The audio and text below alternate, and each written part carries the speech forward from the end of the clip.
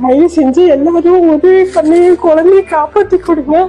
என் குழந்தை படுற வேதனை என்னால பார்த்துட்டு உயிரோட இருக்கவே முடியல.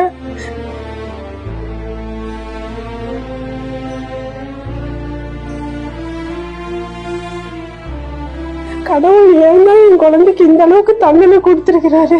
எந்த தண்டனையா இருந்தாலும் எங்களுக்கு கொடுக்கலாமே.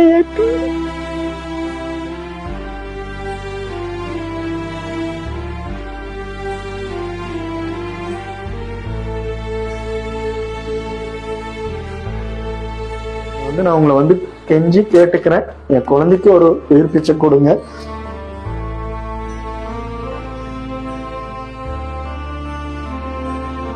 எல்லாருக்கும் வணக்கம். என் பேர் லாவண்யா.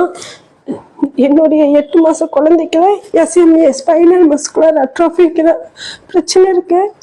ஒரு தாயா என் குழந்தை படுற வேதையிலே